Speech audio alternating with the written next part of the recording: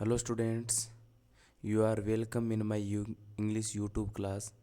Now I am going to teach you Sanjeev Desk Work Model Paper number 2 class 12th English subject. तो it's very important for all of you, सभी के लिए बहुत important है क्योंकि जो कमज़ोर स्टूडेंट्स हैं कैसे अच्छे अंक ला सकते हैं इंग्लिश में वो मैं आपको बताऊंगा। तो बहुत ही ईजिली इस क्वेश्चन पेपर को मैं आपको लर्न कराऊंगा। आपके जो क्लास स्कूल टेस्ट हो, चाहे आपको वार्षिक परीक्षा के लिए तैयारी के लिए आप इसको पढ़ रहे हो, भले ही आपके पास आंसर पड़े हैं तो मैं ईजिली एक एक पर्सन आपको एक्सप्लेन करूंगा, अच्छी तरह से समझाऊंगा, आप उसको अच्छी तरह से लर्न कर सकते हो। पूरा मॉडल पेपर देखिए आप, बहुत ही इम्पोर्टेंट आप सभी के लिए। तो चलते हैं सीधा बिना कोई लेट किए क्वेश्चन पेपर पर। तो पहला और दूसरा दोनों ही क्वेश्चन है वो पेसेज पर है, ठीक है। तो आपको चाहे कितने आप कमज़ोर हो, आपको जस्ट लाइन मिला के पहले दूसरे पेसेज के आंसर देने हैं। तो देखो पहला और दूसरा पेसेज, ठीक है। पहला पेसेज और रविंद्रनाथ टैगोर के बारे में है, तो इसकी सीधे क्वेश्चन आंसर पढ़ते हैं अपने। Who was Rabindranath Tagore? रविंद्रनाथ टैगोर कौन था? तो इसका पहली दूसरी लाइन में इसका उत्तर है। देखो रविंद्रनाथ टैगोर कौन था, तो देखो Rabindranath Tagore a versatile genius, a literary artist, an educator, a composer, a singer, an actor. Tagore had all the gifts of nature and fortunes in his favours. तो ये यहाँ इसका पूरा उत्तर है। आपको सिर्फ कौन था ये पूरा उसका विवरण दिया हुआ है, ठीक है। तो ये पहले का उत्तर है, ठीक है। दूसरा दिया है, दूसरा क्वेश्चन इसमें देखो क्या है, vote was Tagore's plea? Tagore की क्या प्रार्थना थी? तो देखो इसको हम कहाँ मिलाएंगे, देखो यहाँ पर है टैगोर प्लीडेड, टैगोर ने प्रार्थना की, ये देखो उसमें प्ली है फर्स्ट फॉर्म और यहाँ पेसेज में सेकंड फॉर्म दे रखी है कि टैगोर की क्या प्रार्थना थी, ठीक है। Tagore pleaded not only for concord with the past but also for freedom from the past. Tagore ने प्रार्थना की न केवल भूतकाल से समझौता करने की, कंकॉर्ड होता है समझौता, न केवल भूतकाल से समझौता करने की बल्कि भूतकाल से स्वतंत्र होने की भी उसने विनती की, प्लीड में से विनती की। देखो प्लीडेड आपने मिला लिया तो ये पूरा उत्तर है। क्वेश्चन में प्ली दिया है कि vote was Tagore's plea, Tagore की क्या प्रार्थना थी, तो टैगोर प्लीडेड, टैगोर ने प्रार्थना की, ये इसका उत्तर है। तो ये दूसरा है इसका, ठीक है ना। अब देखो तीसरा क्वेश्चन, लाइन मिला के लिखना। तीसरा, on what does moral health of a nation depend? किसी भी देश की मोरल हेल्थ किस पर डिपेंड करता है? किसी भी देश का नैतिक स्वास्थ्य किस पर डिपेंड करता है? देख लो यहाँ पर है, यहाँ इसका उत्तर है the moral health of a nation depends. किसी भी देश का जो मोरल हेल्थ है वो डिपेंड है on the inspiration the people derived from their poets and artist. जो इंस्पिरेशन लोग लेते हैं कवियों से, कलाकारों से, उन लोगों की प्रेरणा पर किसी भी देश का मोरल स्वास्थ्य डिपेंड है। तो ये इसका तीसरे क्वेश्चन का आंसर है। देख लो moral health of a nation ये मिल गया है, तो यहाँ से लेकर यहाँ तक इसका उत्तर है, फुल स्टॉप से लेकर फुल स्टॉप तक। बहुत इजी आप इसको कर सकते हो। तीसरा करते चौथा, vote song was sung by him in Kolkata? Kolkata में उसके द्वारा कौन सा गीत गाया गया था? तो सॉन्ग कौन सा गाया गया था, देखो यहाँ पर है ना, ये देखो सिंगिंग ए सॉन्ग। कौन सा गीत गाया गया? ये गीत गाया था are you so mighty as to cut asunder the bond forged by providence. यहाँ तक इसका उत्तर है। आप यहाँ से भी लिख सकते हो लेकिन ये सॉन्ग का नाम लिखना है मेन, सिंगिंग इज सॉन्ग और उसके बाद ये पूरा उत्तर, ये चौथे का उत्तर है।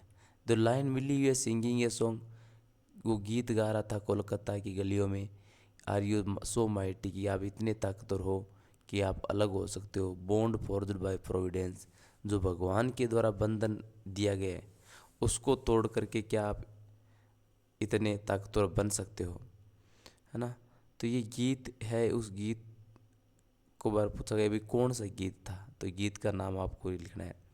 What did aestheticism mean by Tagore, Tagore के द्वारा एस्थेटिज्म का क्या मतलब है ना, संतवाद का क्या मतलब है। तो एस्थेटिज्म का क्या मतलब है, ये देखो ये लाइन है, एस्थेटिज्म फॉर टैगोर मीन्ट, एस्थेटिज्म का संतवाद का जो टैगोर के लिए मतलब है, मीन्ट से मतलब है self control, self control.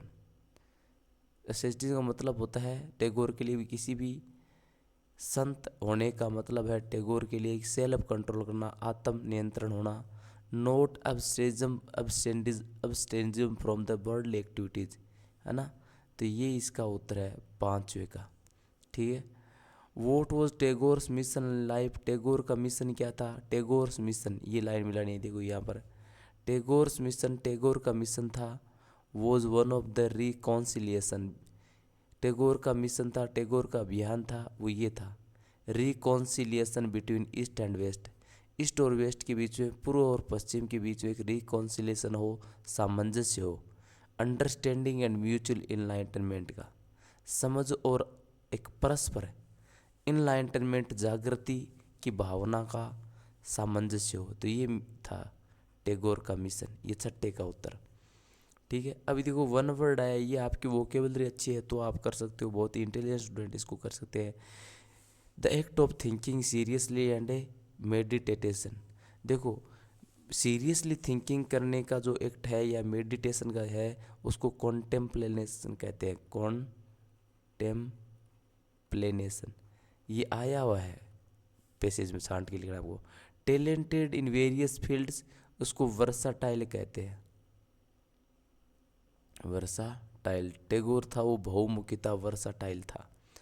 Energy और इंथुसियाज्म, एनर्जी और इंथुसियाज्म को विटालिटी, जोश जिसको हम कहेंगे, उत्साह और जोश, तो इसको विटालिटी कहते हैं। तो ये मैंने पूरे क्वेश्चन आंसर पहले पैसेज बताया आपको, जस्ट लाइन मिला के इसका आंसर है देना है। दूसरा जो पैसेज है देखो, दूसरा पैसेज एग्रीकल्चर के बारे में, in which sector economy does agriculture come, economy का कौन सा सेक्टर है जिसमें एग्रीकल्चर आता है। देखो इकोनॉमी कौन सेक्टर जो इसमें एग्रीकल्चर आता है, इसकी पहली लाइन इसका उत्तर है देखो, agriculture has always been considered the primary sector, कौन से सेक्टर में, प्राइमरी सेक्टर में। In which sector does agriculture come, agriculture has been celebrated as a primary sector in India. तो ये पहली लाइन इसका उत्तर है, primary sector, which sector, primary sector. दूसरा, what is driving farmers to commit suicides, कि कौन सी चीज़ है वो फार्मर्स को सुसाइड करवा रही है, ये दूसरी लाइन उत्तर है देखो। Indian farmers have to face extreme poverty, कि जो इंडियन फार्मर्स है वो पॉवर्टी को फेस कर रहे हैं, ठीक है, फिनेंशियल क्राइसिस को फेस कर रहे हैं, और वही चीज़ें उनको सुसाइड की तरफ ले रही है। ये तो ये लाइन मिलेगी, ड्राइविंग देम टू सुसाइड्स। अब इससे पहले चलो पुल स्टॉप कहाँ रहा है, यहाँ तक। तो देखो, but the reality is that Indian farmer have to face extreme poverty and financial crisis which is driving them to suicides. तो यहाँ तक इसका उत्तर है, बट से लेकर सुसाइड्स तक, ये दूसरे का उत्तर है। तो सिर्फ आपको लाइन मिला के लिखना है, ठीक है। Why does Indian agriculture fall under unorganised sector, Indian agriculture है वो अनऑर्गेनाइज्ड सेक्टर क्यों है, असंगठित सेक्टर क्यों है। तो देखो, Indian agriculture largely is an unorganised sector, इसका कारण है क्यों है, क्योंकि there is no systematic planning in cultivation, क्योंकि कल्टीवेशन में कोई सिस्टमेटिक प्लानिंग है नहीं है। ये इसका तीसरे का उत्तर है। देखो लाइन मिली है यहाँ पर, इसके आगे आपको ये लाइन लिखनी है, ठीक है। प्रोफेशन, प्रोफेशन का पैसेज में क्या मतलब है, प्रोफेशन का मतलब है ऑक्यूपेशन, व्यवसाय, ठीक है। परमानेंट का उल्टा पैसेज में है टेम्परेरी, टेम्परेरी, ठीक है। तो ये पैसेज दोनों आपको करवाया है मैंने, बहुत इजी है, आपको जस्ट जो क्वेश्चन के शब्द है वो पैसेज में मिलाने हैं, और जहाँ आपको मिले वहीं आपको फुल स्टॉप से लेकर फुल स्टॉप तक लिखना है, इतने हार्ड नहीं, इजी आता है। देखो सेक्शन बी, ये आपको थोड़े लर्न करना है, मैं आपको अच्छी तरह से एक्सप्लेन करूँगा कैसे आप लिख सकते हो राइटिंग सेक्शन को, बी सेक्शन को? तो चलते हैं तीसरा question, section B. You are Sumitra और सुमित, तुम सुमित्रा या सुमित हो, दोनों में से। Studying in government senior secondary school Jaipur, government senior secondary school Jaipur में आप पढ़ रहे हो, आपका नाम सुमित्रा या सुमित है। Your school is organising a debate competition, आपकी स्कूल है वो एक डिबेट कॉम्पिटिशन ऑर्गेनाइज कर रही है, डिबेट को ऑर्गेनाइज कर रही है। ड्राफ्ट ए नोटिस, एक नोटिस आपको ड्राफ्ट करना है कल्चरल सेक्रेटरी के रूप में। आप कल्चरल सेक्रेटरी हो स्कूल के और आपको नोटिस देना है, नोटिस बनाना है स्टूडेंट्स यूनियन, जो स्टूडेंट्स यूनियन है, छात्रों का जो संगठन है, उसके कल्चरल सेक्रेटरी हो आप, और आपको एक नोटिस ड्राफ्ट करना है, नोटिस बनाना है। तो कैसे बनाया जाता है नोटिस? देखो, सबसे पहले स्कूल का नाम लिखा जाएगा और वो भी कैपिटल लेटर में, ध्यान रखना। नोटिस जो भी लिखो सबसे पहले स्कूल का नाम वो भी कैपिटल लेटर में। आप कहाँ पढ़ रहे हो? Government senior secondary school Jaipur, तो आपको लिखना है GOVT, government senior, SR secondary, SEC school, yellow school, एकदम बराबर जयपुर। ये नहीं भूलना है, लिखना कैपिटल लेटर में है पहला नाम स्कूल का, ठीक है। उसके बाद कोई सी एक तारीख लगा दो आप, 11 मार्च 2025, ये आपने तारीख लगा दी। फिर नोटिस शब्द लिखना है कैपिटल लेटर में, ये लो नोटिस शब्द कैपिटल लेटर में, ऐसे कैसे, चाहे कोई सा भी नोटिस हो। इसको आप बढ़िया तरीके से अंडरलाइन भी कर सकते हो, डबल अंडरलाइन। तो स्कूल का नाम, फिर तारीख इस साइड लिख दो चाहे इस साइड लिख दो, किसी भी साइड लिख सकते हो, दोनों साइड में से एक। नोटिस शब्द को बीच में लिखना है, फिर टाइटल देना है। टाइटल, नोटिस किस विषय पर है? नोटिस डिबेट कंपटीशन के बारे में, कि ये इसकी इन्फॉर्मेशन आपको देनी है। नोटिस मतलब सूचना होती है, सूचना किस बारे में दे रहे हो? डिबेट कंपटीशन की। तो आपको यहाँ लिखना है डिबेट कंपटीशन, लिख दिया। अब आपको यहाँ से शुरू करना है, क्या लिखना है? All the students are informed, all the students are informed, सभी स्टूडेंट्स को इन्फॉर्म किया जाता है, सूचित किया जाता है कि ये डिबेट कंपटीशन होने जा रहा है। ये डिबेट, जो भी फंक्शन या कार्यक्रम होने जा रहा है वो आप सबसे पहले लिखो, ये debate competition is going to hold, या विल बी होल्ड कह सकते हो, is going to hold, hold या ऑर्गेनाइज कह सकते हो, होल्ड होने जा रहा है इन ओवर स्कूल, अपनी स्कूल में। कब होने जा रहा है? आप 11 मार्च को नोटिस लिख रहे हो, इसका मतलब ये जो डिबेट होगी वो 15 मार्च को, मान लो 15 मार्च 2025, ये आपने बता दिया। अभी सभी स्टूडेंट्स को इन्फॉर्म किया जाता है, all the students are informed that a debate competition is going to hold, कि डिबेट कंपटीशन होने जा रहा है हमारे स्कूल में इस तारीख को। जो भाग लेना चाहते हैं, पार्टिसिपेट होना चाहते हैं, वो अपना नाम दे। तो लिखना है दोज, वो students who want to participate, who want to take part कह सकते हो, इजी शब्द है, who want to take part, part लेना चाहते हैं, भाग लेना चाहते हैं, ठीक है। गिव, गिव में से दे, भाग लेना चाहते हैं, दे, दियर नेम, अपना नाम, दियर नेम्स, अपना नाम दे, टू द अंडरसाइंड, अंडरसाइन की गए व्यक्ति को, अंडर भी जो कंपटीशन में भाग लेना चाहते हैं वो अंडरसाइंड को दे। अब ये आप कौन हो?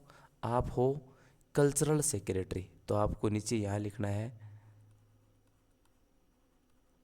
कल्चरल सेक्रेटरी, ठीक है। कल्चरल सेक्रेटरी स्टूडेंट यूनियन के, तो स्टूडेंट यूनियन, आप ऊपर कोई से एक साइन कर दो अपने, ठीक है। इसके बाद इसको आपको क्या करना है? एक बढ़िया सा बॉक्स में बंद करना है। आप स्केल वगैरह का यूज करते हुए बंद कर दो, बस सिंपल है एकदम। आपको ऐसे ही लिखना है ना? सबसे पहले स्कूल का नाम, फिर एक डेट, फिर नोटिस शब्द, फिर जो नोटिस लिख रहे हो उसका टाइटल देना है, ठीक है ना। और उसके बाद all the students are informed, सभी स्टूडेंट्स को इन्फॉर्म किया जाता है कि, क्या इन्फॉर्म किया जाता है, जो भी जिस अवसर की सूचना दे रही हो वो लिखना है कि ये डिबेट है, ये कंपटीशन है, वो हमारी स्कूल में होने जा रहा है इस तारीख को।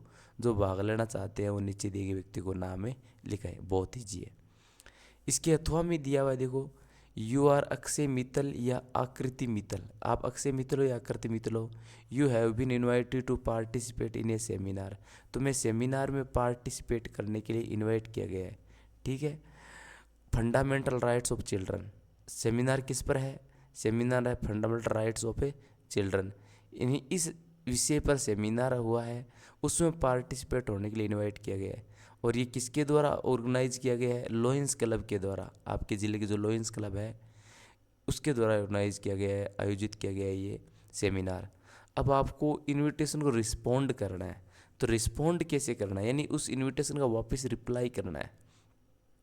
तो कैसे लिख करोगे आप रिप्लाई, देखो सबसे पहले इसके थोड़ा मैं बताऊँ, सबसे पहले आप लिखोगे reply to formal invitation, T बड़ा कर दो, रिप्लाई टू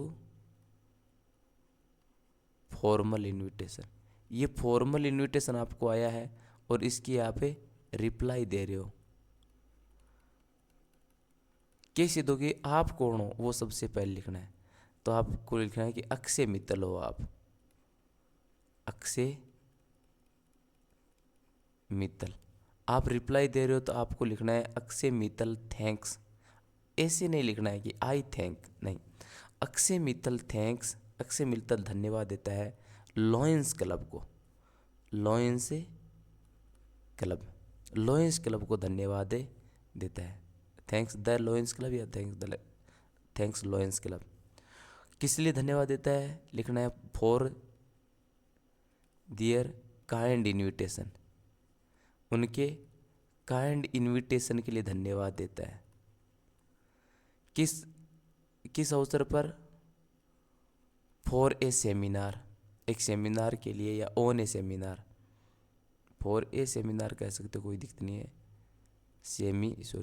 सेमिनार, सेमिनार किस विषय पर, ठीक है। विषय दिया हुआ दोबारा देखो, विषय है fundamental rights of children, seminar on A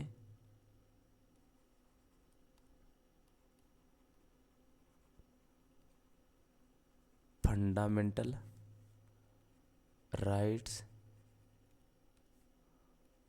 of children, childrens का फंडामेंटल राइट्स है, उस विषय पर सेमिनार रखा गया, उसके लिए काइंड इन्विटेशन के लिए धन्यवाद देता है अक्षय मित्तल, ठीक है।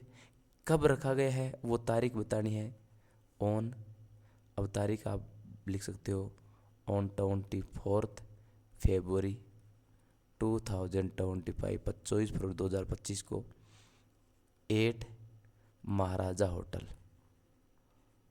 महाराजा होटल जोधपुर,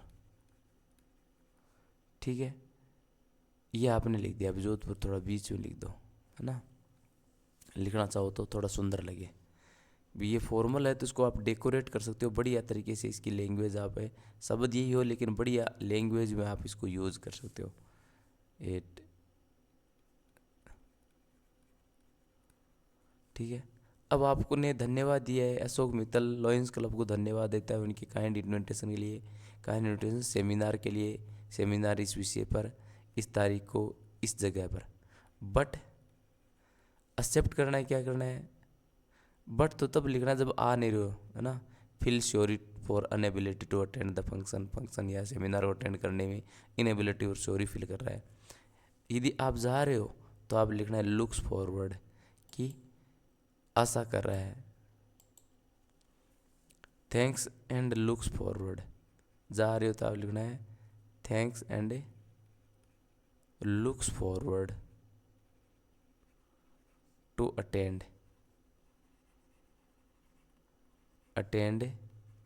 द सेमिनार,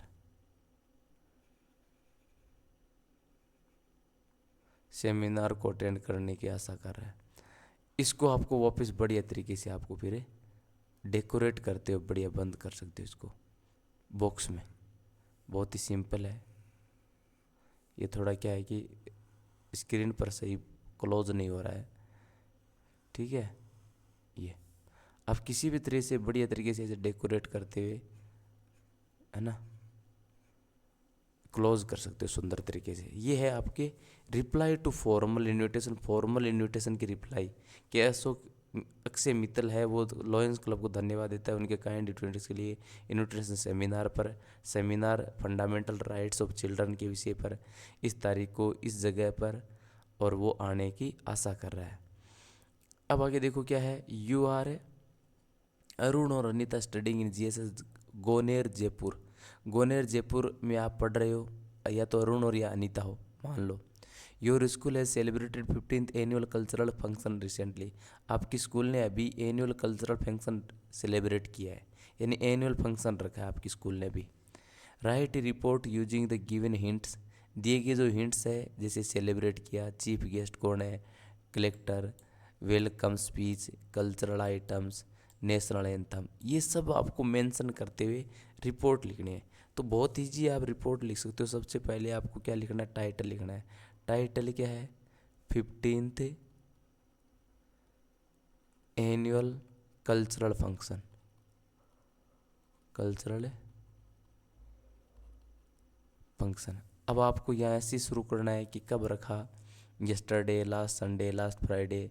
तो आपने शुरू किया लास्ट फ्राइडे, पिछले फ्राइडे को, ठीक है। द 15th, वही लिख दो वापस title, 15th annual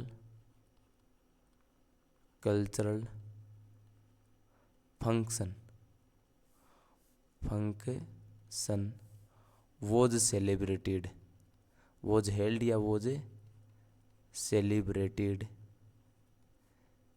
in our school, हमारी स्कूल में सेलिब्रेट हुआ। अब इसमें चीफ गेस्ट बताना है। The chief guest was, report हमेशा पास्ट में चलती है। Chief guest was the health minister, education minister, या फिर आप कलेक्टर कह सकते हो, was the collector, district collector. आगे नाम लिख सकते हो, राजा राम, डिस्ट्रिक्ट कलेक्टर राजा राम था, ठीक है ना। इसके बाद में क्या हुआ, the principal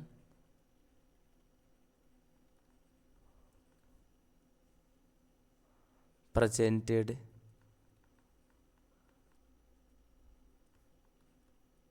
the welcome speech.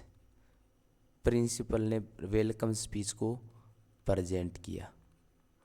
अब और एक्टिविटीज़ क्या हुई, the students, sorry, students sang, danced and perform, और स्टूडेंट ने क्या किया, परफॉर्म किया the colourful cultural programme.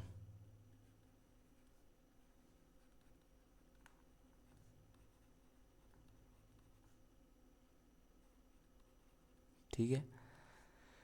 Last में प्रिंस, जो जीनियस और टैलेंटेड स्टूडेंट्स को क्या किया, सम्मानित किया गया। The genius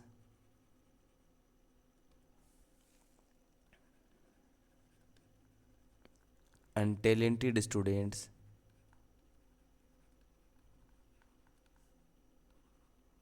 were awarded, awarded किया गया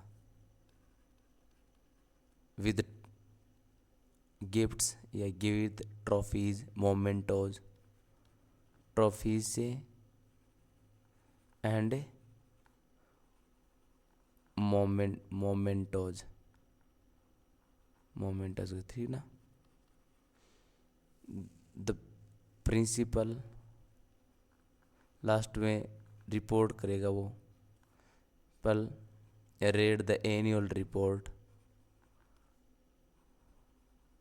प्रिंसिपल ने लास्ट में क्या किया, एनुअल रिपोर्ट को रीड किया, एनुअल रिपोर्ट को रीड किया एंड थैंक्ड, धन्यवाद दिया, ऑल द पार्टिसिपेंट्स, सभी पार्टिसिपेंट्स को।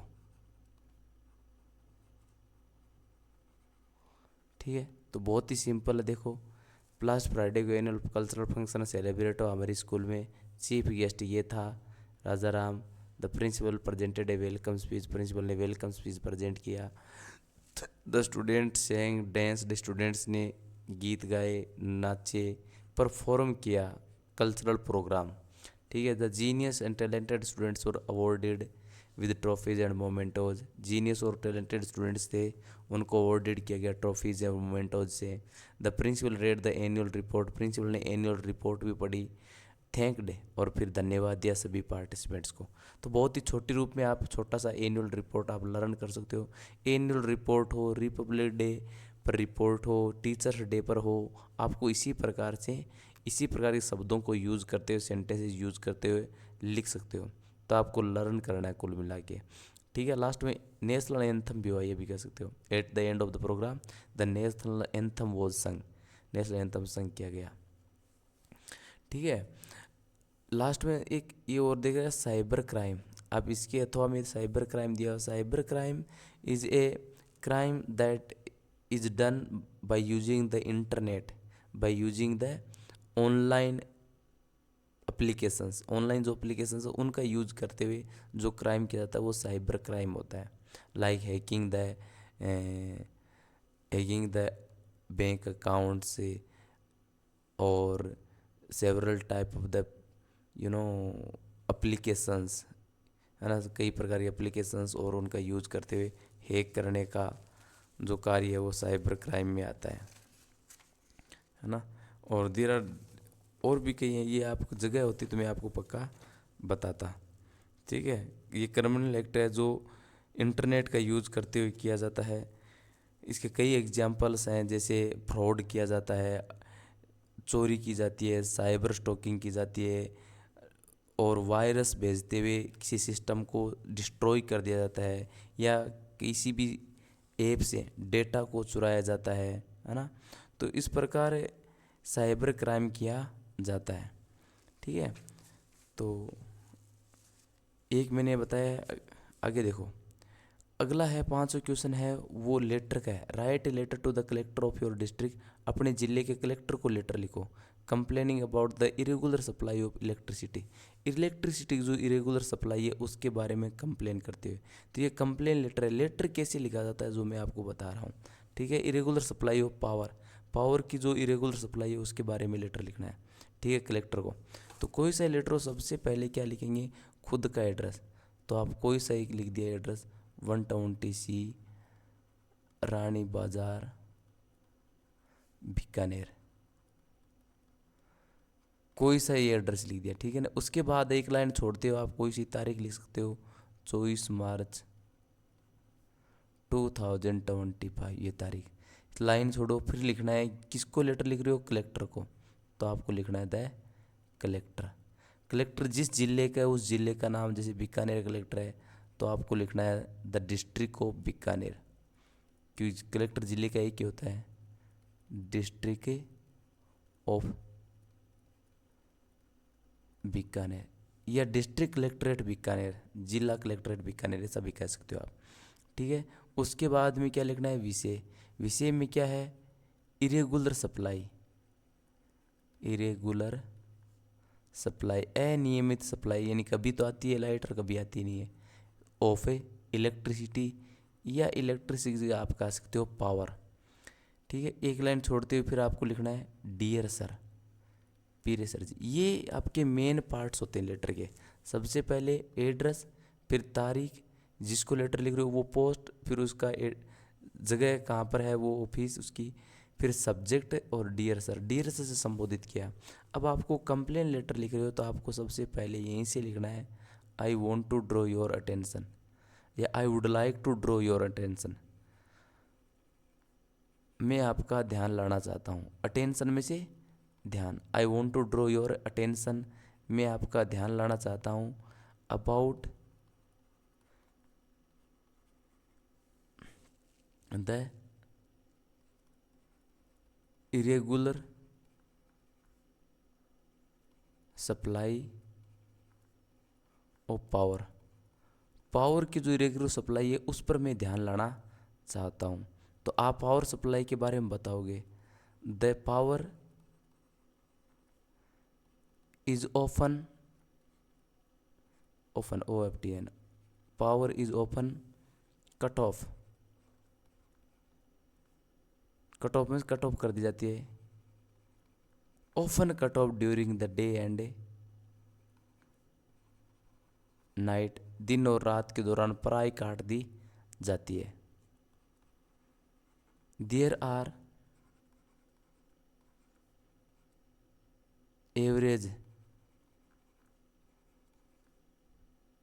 10 hours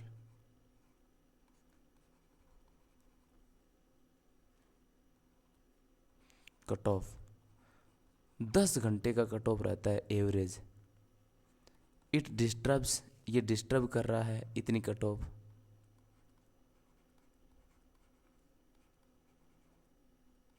the life of the city developers, the city people, शहर के लोगों का जो लाइफ है वो काफ़ी डिस्टर्ब रहता है। यानी ये जो कट ऑफ है वो डिस्टर्ब करता है शहर के जनजीवन को। ठीक है, अब आप उसको सजेस्ट करोगे कि भाई आपको थोड़ी स्थिति सुधारनी चाहिए। ठीक है, आप ये कहोगे चाहे कोई सी कंप्लेंट हो आपको कहना है यू शुड, कि वो क्या करना चाहिए, you should improve the condition, तुम्हें कंडीशन सुधारनी चाहिए। एंड मेक श्योर, और आपको श्योर करना चाहिए the regular supply of power, power की रेगुलर सप्लाई को आपको श्योर करना चाहिए। एक लाइन ये सभी कंप्लेन लेटर में लिख जाती है, वो है please look into the matter, please look into the matter immediately and do needful, कृपया मामले को तुरंत देखें और आवश्यकतापूर्ण कार्य करें। फिर आपको लिखना है thank you yours faithfully, yours faithfully, ये आपका लेटर है। बहुत ही ईजी है। देखो सबसे पहले खुद का एड्रेस, उसके बाद तारीख, फिर कलेक्टर को लिख रहे हो तो collector district of Bikaner, subject irregular supply of power. Dear sir I want to draw your attention, मैं आपका ध्यान लाना चाहता हूँ about the irregular supply of power, power की जो इरेगुलर सप्लाई है उसके बारे में। The power is often cut off during the day and night, power प्राय कट ऑफ कर दी जाती है दिन और रात के दौरान। There is an average 10 hours cut off, there are average 10 hours cut off, there are average 10 hours cut off, लगभग 10 घंटे औसतन कट ऑफ रहता है। It disturb the life of the city people, ये सिटी के लोगों को लाइफ को डिस्टर्ब करता है। You should improve the condition, तुम्हें कंडीशन इम्प्रूव करनी चाहिए। और make sure the regular supply of power, power की रेगुलर सप्लाई को आपको श्योर करना चाहिए। Please look into the matter immediately and do needful, कृपया मामले को तुरंत देखें और आवश्यकतापूर्ण कार्य करें। ये है। इसके अथवा में एक लेटर देखो मैं एक्सप्लेन करता हूँ आपको। Right an application of personal manager, personal manager जो हिंदुस्तान जिंक लिमिटेड है company Udaipur, Hindustan zinc limited company Udaipur है, उसके पर्सनल मैनेजर को लेटर लिखना है for the post of chemist, chemist के पद के लिए जो एडवर्टाइज किया गया है न्यूज़पेपर में, जो केमिस्ट का पद है उसका विज्ञापन है न्यूज़पेपर में, और उसके पद के लिए आपको एप्लीकेशन लिखनी है। Enclose detailed CV for the post, उस पोस्ट के लिए जो आपकी डिटेल्ड CV है, पर्सनल जो इन्फॉर्मेशन है वो आपको देते हुए लेटर लिखना है। तो बहुत ही ईजी है, आप लिख सकते हो। यहाँ जगह नहीं बची नहीं आपको मैं बताता इसका, है ना, आगे मैं बताऊँगा खाली जगह पर। ठीक है, ये आपको लर्न करना है। ठीक है, आगे देखो सी सेक्शन ग्रामर का। ग्रामर बहुत ही इजी है। Join the following sentence using the word given in the bracket. Bracket में दिए गए शब्द से इन दोनों सेंटेंस को जोड़ना है। देखो प्राय क्या करते हैं बच्चे, इन दोनों सेंटेंस के बीच में ये शब्द लगा के जोड़ देते हैं, लेकिन ऐसा नहीं है। अब इसमें देखना है कि दोनों सेंटेंसों में वोट से जोड़ना है, तो दोनों सेंटेंसों में दूसरे वाक्य में या तो इट आएगा या फिर ये देट आ गया। अब ये देट किसके लिए है? ये दूसरे वाक्य के लिए है। इसको पढ़ो। माई फादर सेड समथिंग, मेरे पापा ने कुछ कहा। आई डिडेंट हियर दैट, और मैंने ये नहीं सुना। आई डिडेंट हियर इट कह सकते हो, आई डिडेंट हियर दैट, मैंने ये बातें नहीं सुनी। अब ये दैट किसके लिए है? सुना क्या नहीं, जो पापा ने कहा। इसका मतलब ये जो सेंटेंस है ये देट के लिए है, तो इस देट को हटा दो, इस सेंटेंस को इस देट की जगह लगाना है। तो ये कैसे लिखा जाएगा? आई डिडंट या डिड नॉट हियर। अब ये सेंटेंस यहाँ पर ला रहे हैं तो सीधा नहीं लिखा जाएगा।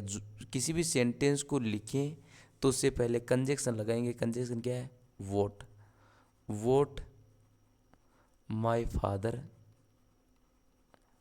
सेड, ठीक है। आई डिडेंट हियर, मैंने नहीं सुना जो मेरे पापा ने कहा। बस ये समथिंग भी नहीं लिखा जाए क्योंकि वोट से जोड़ रहे हैं अपने। ये नाउन क्लोज के रूप में सेंटेंस को जोड़ा गया है। यदि आपको देखना है नाउन क्लोज के रूप में सेंटेंस जोड़ना, तो मैं इस वीडियो के डिस्क्रिप्शन में डाल दूंगा मेरा जो नाउन क्लोज की सहायता से या क्लोज की सहायता से किसी दो सेंटेंस को जोड़ा जाता है। दूसरे वाक्य में इट या देट आए तो उस इट और देट को हटाना है। दूसरा वाक्य उस इट और देट की जगह लगाना है, और कंजक्शन आपको उससे पहले यूज करना है बस, ठीक है। अगला सेंटेंस देखो, कंबाइन करना है सेट ऑफ सेंटेंसेस। इन दोनों सेंटेंसेस को वन सेंटेंस में, एक सेंटेंस में जोड़ना है। Japan is a rich country, it is called the land of a rising sun. Japan बहुत धनवान देश है और इसको राइजिंग सन भी कहा जाता है, लैंड ऑफ राइजिंग सन भी कहा जाता है। अपोजिशन, नाउन अपोजिशन का यूज करते हुए देखो, नाउन अपोजिशन एक्चुअली होता क्या है। जैसे मैंने लिखा राहुल, ये राहुल नाउन है। इसके बाद कोमा लगा के लिखा मैंने a student of A 10th class. अब ये क्या है? ये नाउन अपोजिशन है। राहुल क्या है? राहुल को डिफाइन करने के लिए कोमा लगाई जो सेंटेंस है वो नाउन अपोजिशन है। किसी भी नाउन को डिफाइन करने के लिए कोई नाउन क्या है उसके लिए जो भी आगे सेंटेंस यूज हो वो होता है नाउन क्लोज। अब यहाँ देखो जापान को डिफाइन किया जा रहा है। जापान क्या है? Land of rising sun. तो अब इन दोनों सेंटेंस जोड़ेंगे तो कैसे जोड़ेंगे? जापान, अब जापान के आगे लिखो कोमा लगा के the land of the rising sun. Japan है वो राइजिंग सन की लैंड है, ठीक है, लैंड ऑफ राइजिंग सन। वापिस कोमा लगाओ तो जापान को डिफाइन कर दिया है। अब इट इज़ कोल्ड वगैरह लगाने की जरूरत नहीं है। Japan the land of rising sun. अब बच्चा क्या है? Is a rich country. Japan जो लैंड ऑफ राइजिंग सन है वो एक रिच कंट्री है, धनवान देश है। ऐसे जुड़ेगा ये, है ना। बहुत ही सिंपल है, नाउन अपोजिशन यूज करते हैं। अगला देखो, फ्रेजल वर्ब्स भरनी है अपने को सही। Thoughtful and wise persons are seldom by ostentations. Ostentation का मतलब होता है प्रलोभन, ठीक है। कि थॉटफुल और वाइज पर्सन है वो बहुत ही मुश्किल से ही कैरीड अवे होते हैं। कैरी अवे का मतलब होता है शिकार होते हैं या वो बह जाते हैं, बहक जाते हैं, बहके ना। कि जो थॉटफुल और वाइज पर्सन है वो मुश्किल से ही बहकते हैं, मुश्किल से ही बहकते हैं प्रलोभनों से। कैरीड अवे, मुश्किल से ही प्रलोभनों से बहकते हैं। तो कैरीड अवे से मुश्किल से ही बहकते हैं, इसलिए कैरी अवे यूज किया गया है। तो इसका कैरी अवे। कैरीड आउट का मतलब होता है कि भी चीज़ को पूरा करना। जैसे test are carried out, test को कैरी आउट किया गया। The police carry out the investigation, police ने इन्वेस्टिगेशन को कैरी आउट किया। यानी किसी चीज़ को लास्ट तक ले जाना होता है कैरी आउट करना। और कैरी अवे का मतलब बहकना होता है, तो इसलिए यहाँ पर प्रलोभनों से बहक गया, इसलिए कैरीड अवे है।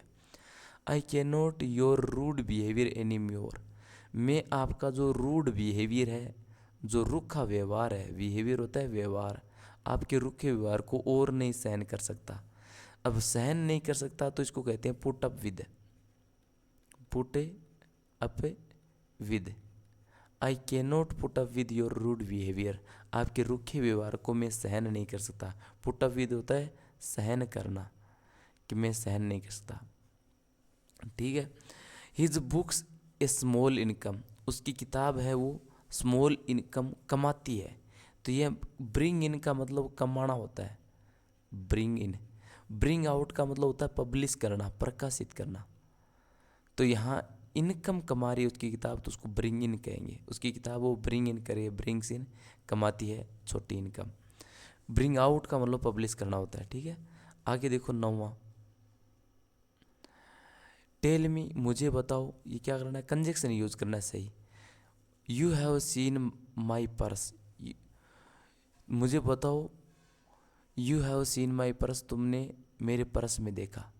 इसका मतलब कि मेरा पर्स तुमने कहाँ देखा, स्थान पूछ रहा है। मुझे बताओ कहाँ देखा, तो स्थान के लिए क्या यूज करना है, वेयर।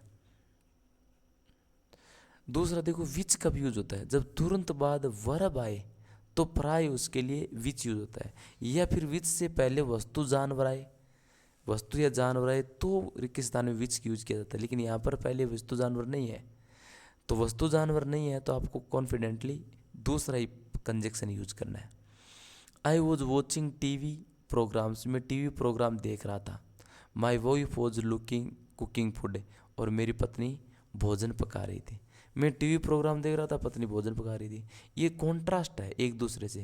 यदि कॉन्ट्रास्ट शो करना हो तो वाइल यूज करना पड़ेगा अपने को, विरोध, कि मैं ये कर रहा था और मेरी पत्नी ये कर रही थी, जबकि मैं तो प्रोग्राम देख रहा था टीवी पर, मेरी पत्नी खाना बना रही थी। तो ये कॉन्ट्रास्ट के लिए अपने को वाइल यूज किया जाता है, विरोध को शो करने के लिए। ठीक है। वेन टाइम को शो करता है कि जब मैं यहाँ था तब ये चल रहा था। जैसे वेन आई वॉज स्लीपिंग, जब मैं सो रहा था तो ही वॉज प्लेइंग, वह खेल रहा था। या when I entered the room, जब मैंने कमरे में एंटर किया तो ही वॉज स्टडिंग, वह पढ़ रहा था। तो वेन का टाइम बताने के लिए यूज़ करता है सिर्फ, और वाइल यूज होता है कॉन्ट्रास्ट को शो करने के लिए, विरोधाभास को शो करने के लिए। My house is very big, मेरा घर बहुत ही बड़ा है। इट इज़ सरप्राइजिंगली क्लीन, और यह बहुत ही आश्चर्यजनक रूप से क्लीन है। बड़ा होते हुए भी क्लीन है, इसका मतलब ये भी विरोध बता रहा है। और यट और बट का यूज होता है विरोध को बताने के लिए, यट फिर भी। शो है वो रिजल्ट बताता है, यट है वो कॉन्ट्रास्ट विरोधाभास बताता है। तो घर बड़ा होते हुए भी साफ था, साफ है, इसलिए यट यूज करेंगे दोनों में से एक। ठीक है। तो ये थी आपकी ग्रामर। अब चलते हैं अपने सेक्शन डी में। जो सबसे पहले वो आपकी किताब से पैसेज का है, इसको पैसेज को सोल्व करते हैं। देखो पहले चैप्टर से, लास्ट लेसन से ये passage.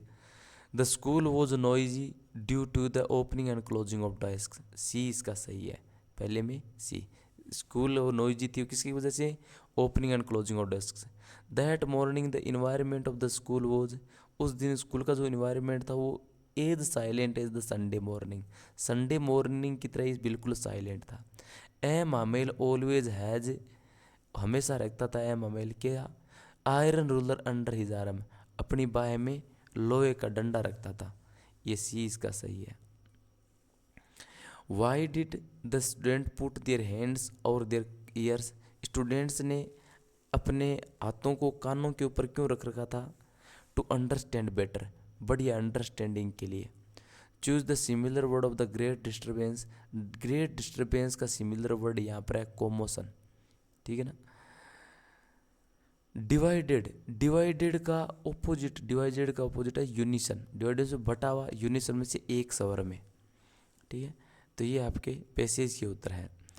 Describe the Sophie and what idea do you form about the Sophie's personality. Describe Sophie, Sophie को आप बताओ। तो Sophie was a fantasy loving personality, Sophie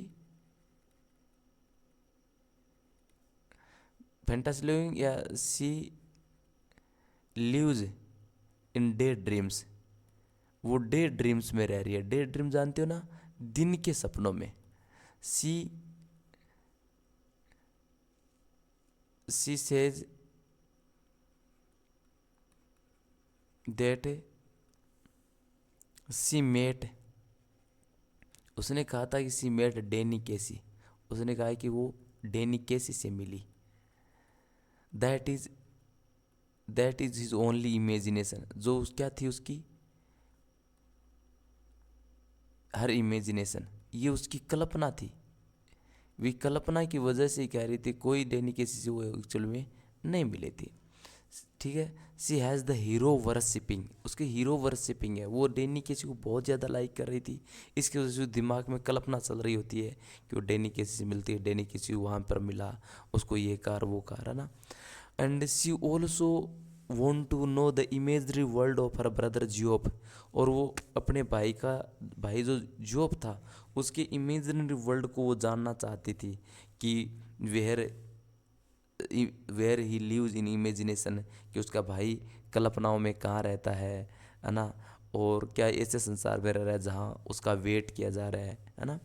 तो she was a hero worshipping person and she lives in dreams and imaginary world, एक काल्पनिक संसार में वो रह रही है। ठीक है।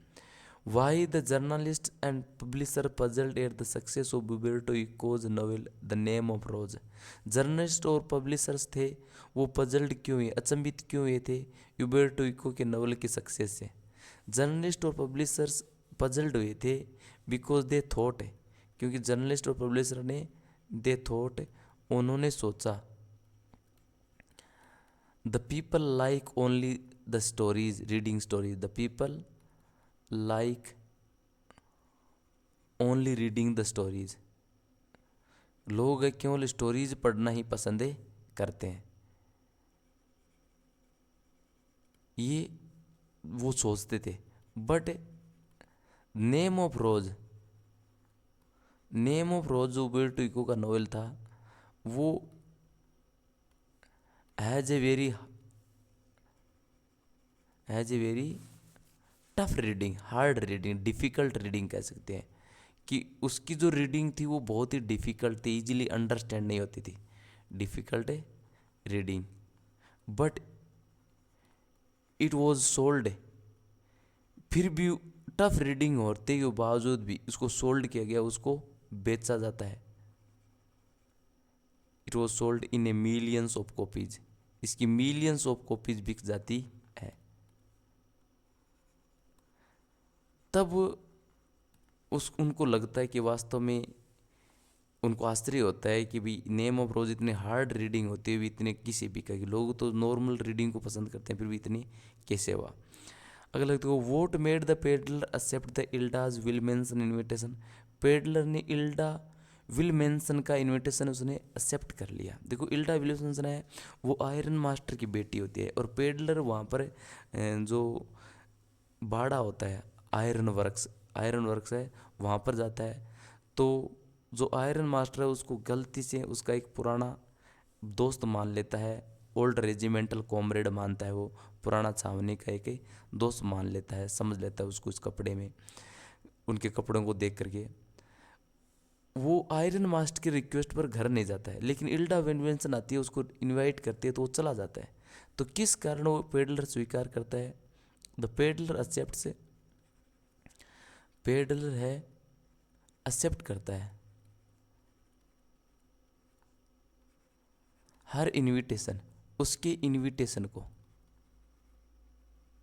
बिकॉज सी अश्योर्स, क्योंकि वो अश्योर करती है, बिकॉज सी अश्योर्स, वो उसको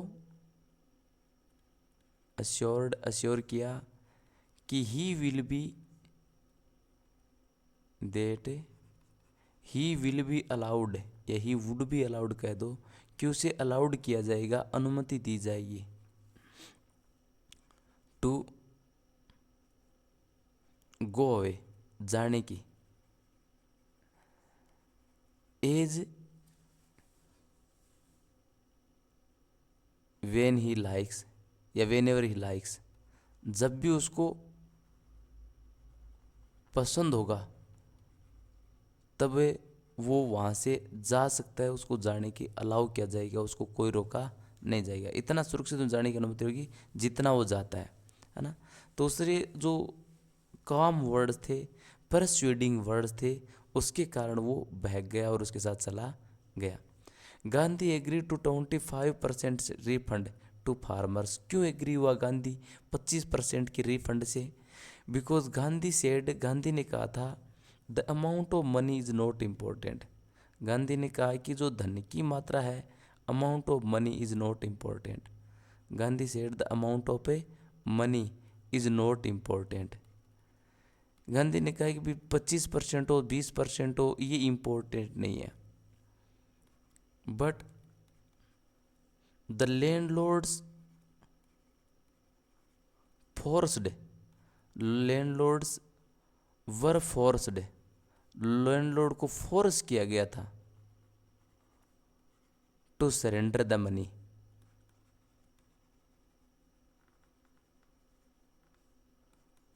लैंडलॉर्ड्स को मनी को सरेंडर करने के लिए फोर्स किया गया था। ये इम्पोर्टेंट है, इसलिए 25% इम्पोर्टेंट नहीं है, उनको नीचे झुकाया, ये इम्पोर्टेंट था, ये गांधी ने कहा था, इसलिए 25% स्वीकार कर लिया इसने। आपको स्टेंजा एक्सप्लेन करना है रेफरेंस टू कॉन्टेक्स्ट के साथ। अब देखो पहली जो ये स्टेंजा है वो पहली कविता से है, माई मदर 866 से। Driving my parents home to Cochin last Friday morning I saw my mother beside me, doze open mouth her face ashen like that of a corpse. ये तुरु दत्त का जो कमला दास का जो पहला पोइम है आपकी, उससे ये लिया गया है। तो उसको कैसे लिखना है? सबसे पहले आपको लिखना है रेफरेंस। रेफरेंस में सबसे पहले क्या लिखना है? रेफरेंस ऐसे लिखना है आपको, these lines have been taken. आपको ये लर्न करना है, these lines have been taken, ये लाइनें ली गई, these lines have been taken from the poem, ये लाइनें ली गई है। किससे ली गई है? फ्रॉम द पोइम, कविता से ली गई है। कविता का नाम लिखना है माई मदर 866, माई मदर 866, मेरी मम्मी 66 की एज पर। इट इज़ कंपोज्ड या इट इज़ रिटन, ये पोइम रिटन की गई है, लिखी गई है बाई कमला दास, कमला दास के द्वारा ये पोइम लिखी गई है। ठीक है, आपको इसके बाद लिखना है कॉन्टेक्स्ट कि पोइम में क्या कहा गया। इन दिस पोइम, इस पोइम में द पोइट सेज, पोइटेस भी कह सकते हैं, पोइट सेज, कवित्री कहती है कि शी इज गोइंग कहते हो, शी वॉज ड्राइविंग या शी इज गोइंग की जगह ड्राइविंग कह सकते हो, वो ड्राइव कर रही है, she driving in her car, she is driving to Cochin airport, she is driving to Cochin airport, Cochin airport की तरफ जा रही है। ठीक है ना, इन हर कार, उसकी कार में, and her mother is sitting beside her, her mother is sitting, और उसकी मम्मी है वो बेटी है, बिसाइड हर, उसकी बगल में। ये उसका कॉन्टेक्स्ट है कि भी इस पोइम में कवि कह रही है कि वो कोचिन एयरपोर्ट जा रही है, उसकी माँ उसके बगल में बैठी है, पास वाली सीट में बैठी है। अब उसको एक्सप्लेन, देखो इन्हीं लाइनों को एक्सप्लेन करना है आपको, तो लिखना है एक्सप्लेनेशन। ठीक है, अब लाइनों में बताना है, इन दीज लाइन्स, इन लाइनों में,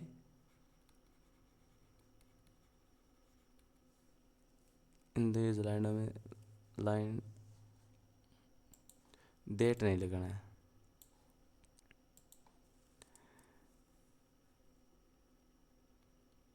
the line the poet says, poet एक ही लिखना है, द पोइट, पोइटेस भी कह सकते हो, पोइट भी कह सकते हो, दोनों सही है। कवियत्री कहती है दैट हर मदर, उसकी मम्मी, इज़ वेरी ओल्ड, बहुत बुढ़ी है, and her face is ashen. उसका चेहरा है वो सिकुड़ा हुआ है, उसका चेहरा है वो क्या है, एसन है, सिकुड़ा हुआ है।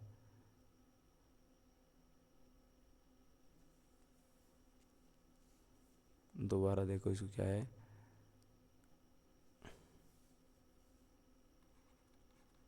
Like the dead face of the dead body.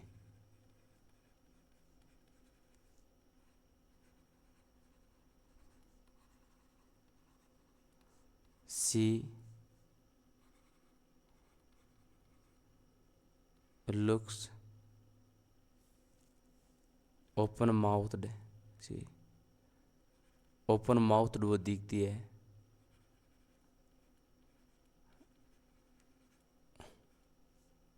ना। और कैसी दिखती है,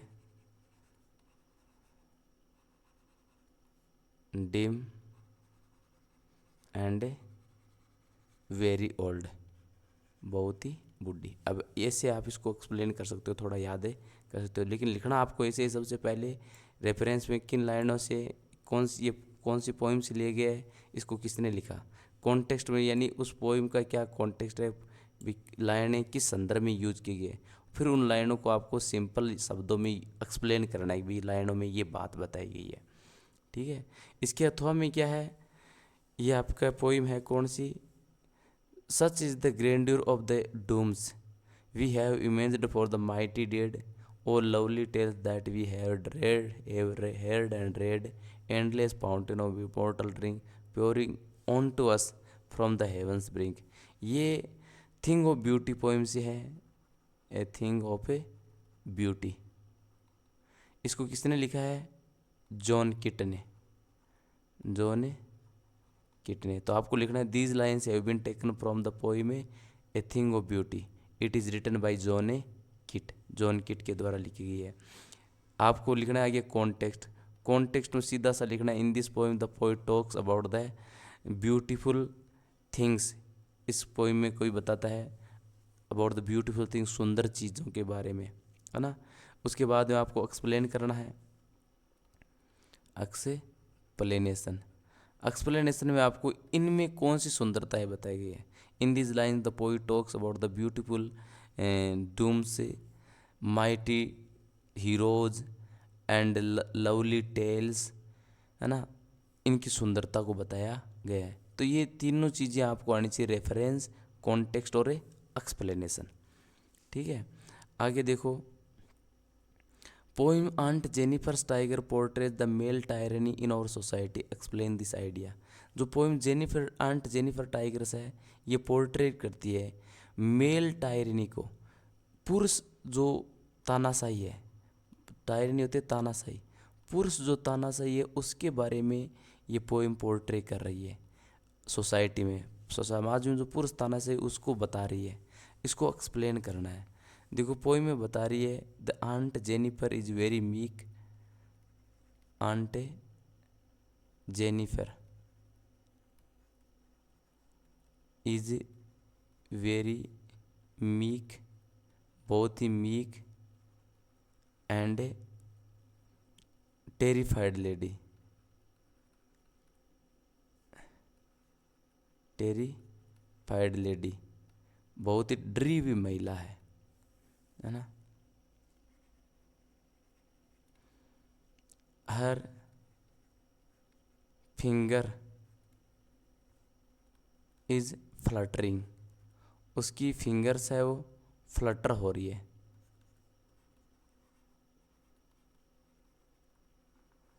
थ्रू वूल, ऊन से, जिनको वो ऊन का कार्य कर रही है, वो fluttering through wool. The uncle is टायरनिकल,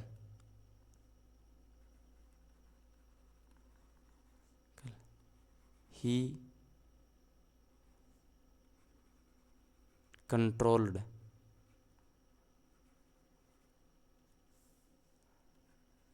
and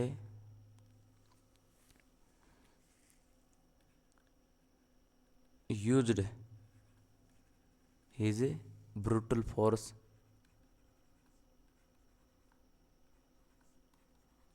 to terrify the aunt. Aunt को डराने के लिए वो अपनी ब्रूटल फोर्स का यूज कर रहा है। तो the uncle is symbolised, uncle है वो सिंबलाइज्ड है, प्रतीक है। द मेल टायरनी, पुरुष जो टायरनी है, पुरुष जो तानाशाही है, उसका वो प्रतीक है समाज में।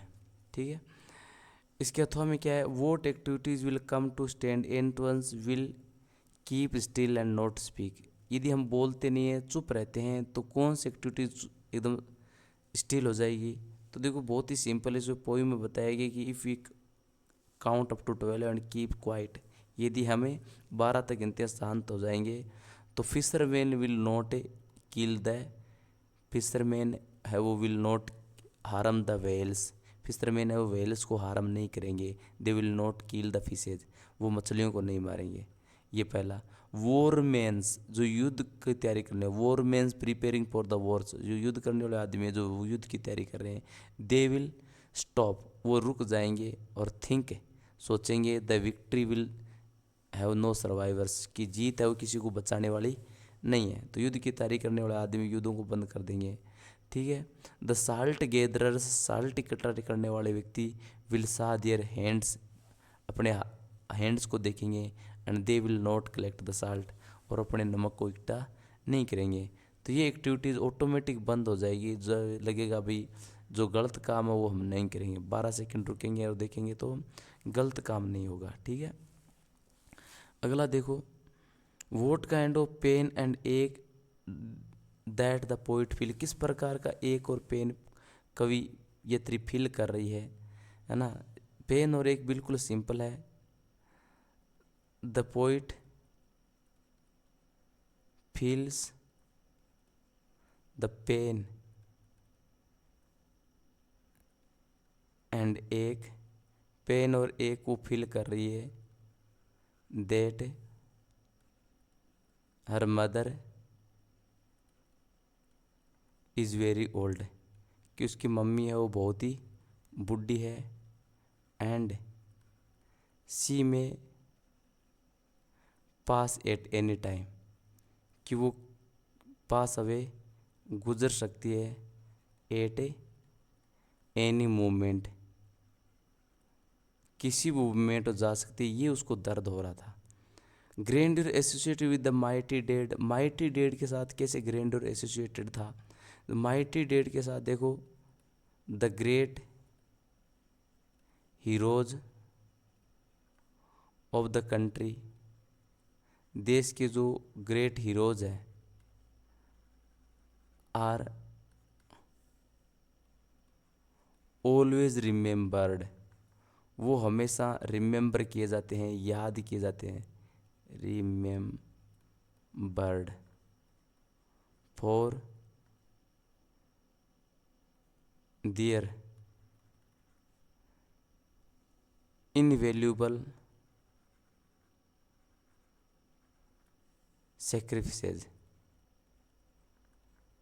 देश के हीरोज, उनके अमूल्यवान जो बलिदान है, उनके लिए उनको हमेशा याद किया जाता है।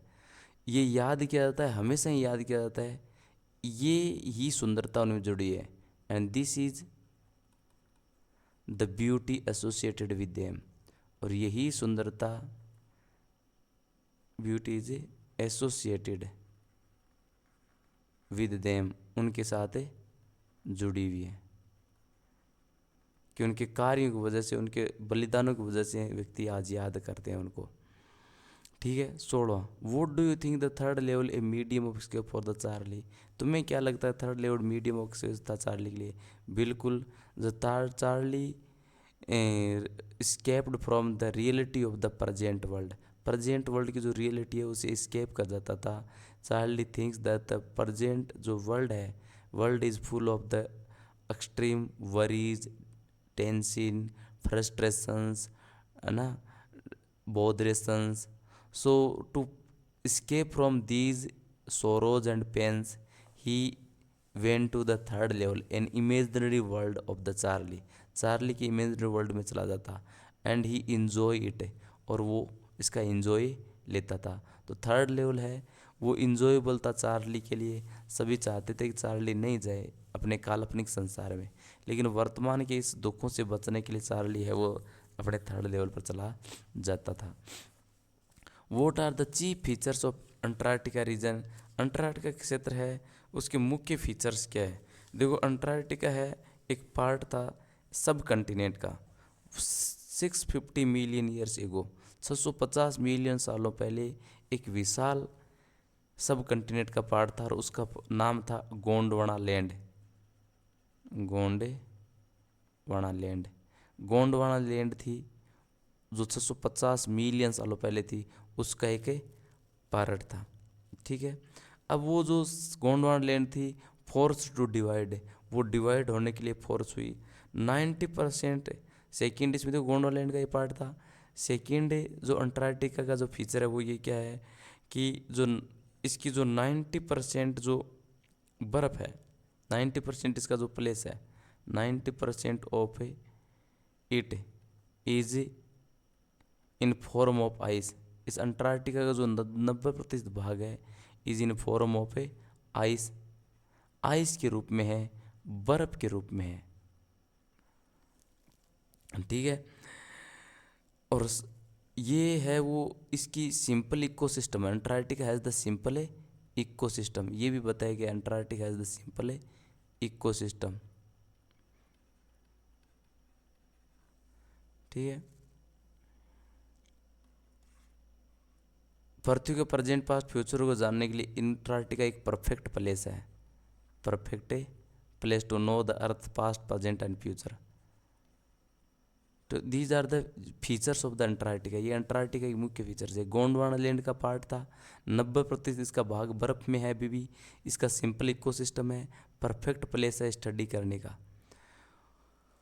अगला है मिस्टर लेम्ब कौन था? Mister Lamb was an old man whose one leg has blown in a war.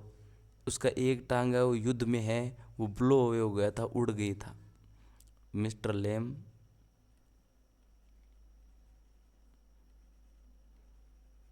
Was an old man, एक बूढ़ा व्यक्ति था।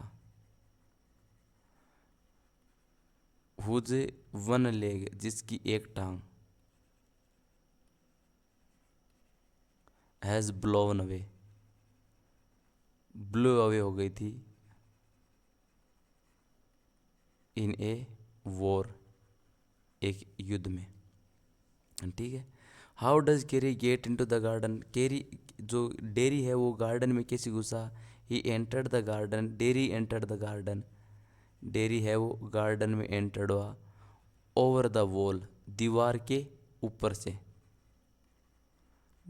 लेम्ब उसको कहता भी है कि वहाँ पर गेट खुला है, गेट से भी आ सकते थे, है ना। ठीक है, आगे है अगला, वोट मेड बामा सैड एंड एंग्री। बामा को गुस्सा और एंग्री क्यों हुआ? क्योंकि बामा को गुस्सा और क्रोधित कब हुई थी? जब उसने देखा था कि भी एक आदमी है वो अपने लकड़ी के धागे से कुछ सामान ले जा रहा है, तो वो हंसती है, लेकिन हंसते हुए जो अपने भाई को बताती है तो भाई उसको कहता है कि this is not the joke, ये जोक नहीं है। The people are the untouchables are not allowed to touch the material of the high caste people. High caste के जो लोग हैं उनको टच करने के लिए अलाउ नहीं किया जाता, है ना। उसके भाई ने बताया कि दे वर नॉट अलाउड, कि उनको अलाउ नहीं किया गया है to touch the things, touch U C H touch the things that belong, जो बिलोंग करती है to the upper caste people. Upper cast